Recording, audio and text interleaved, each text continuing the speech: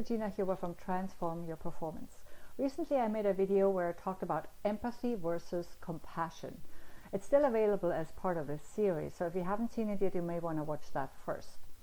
After publishing it on YouTube, one person said in the comments, I quote, "I would have liked that you also explain what is compassion more in depth. I felt that it was missing, unfinished, like you left us hanging. Tricks on how to be a compassionate leader and give examples of how we would say something empathetic."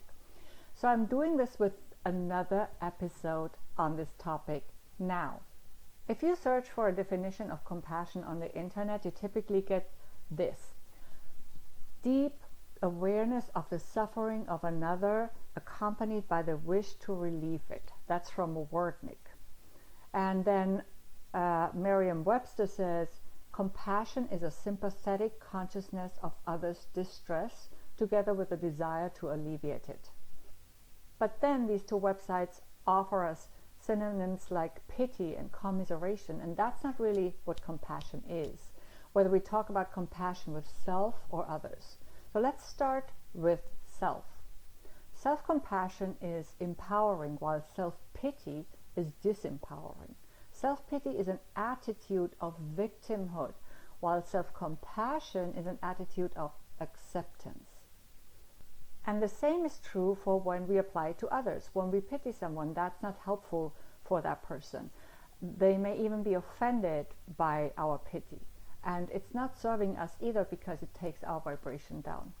On the other hand, when we practice compassion, we use our understanding of that person's situation to alleviate their situation. That doesn't always have to be in the form of visible action, like giving them money or advice. It could be just an attitude that you show. Like, for example, if you disagree with someone, instead of attacking them, you could put yourself in their shoes and try to understand where they're coming from. And maybe not say anything or do anything. Or if you see a homeless person but don't have money to give, then you could gift them a smile or exchange a few words with them. We all want company and social exchange. So in my understanding, compassion is the ability to understand and support others based on empathy, healthy boundaries, the energy of love, and ideally also certain interpersonal and emotional intelligence skills.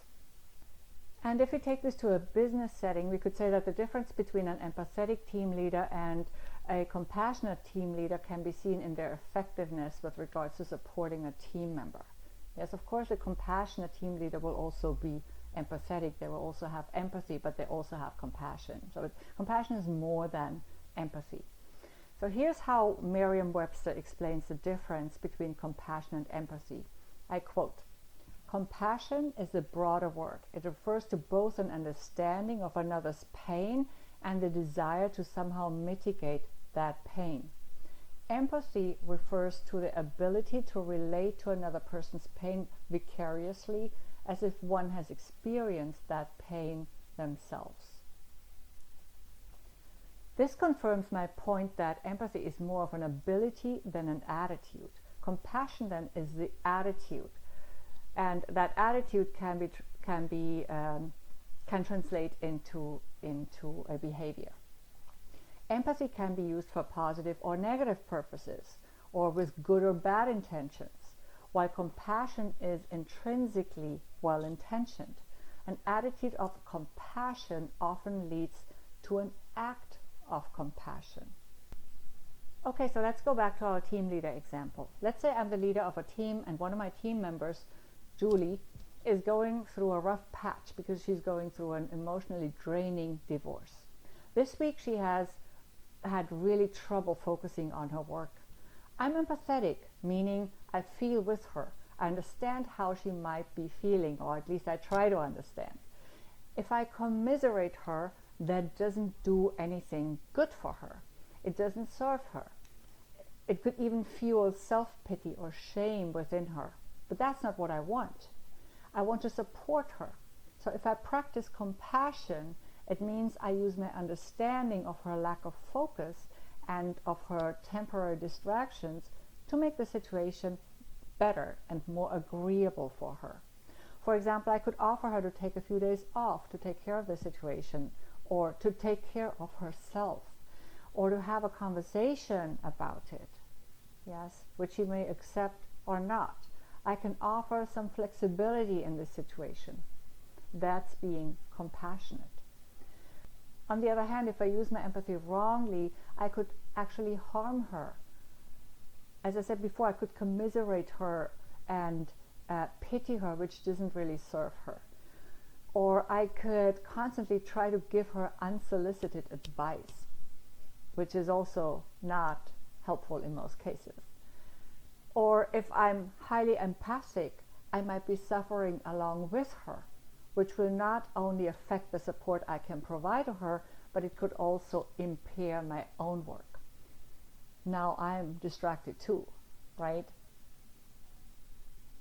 You could imagine being compassionate as leaning in to listen with an open mind and with the intention to understand, and then taking a step back to mitigate the situation. The exact vocabulary you use will, of course, always depend on the specific situation. And sometimes it's not even words, it's gestures or actions or an attitude. Okay, so I hope this video explains a bit more about the practical differences of empathy and compassion. If you have any other questions, feel free to email me at regina@transformyourperformance.com, as I may not always see your comments right away here on this platform, but definitely also feel free to comment. And if you liked what you heard, hit the like button and subscribe to my channel. I'll see you in the next video.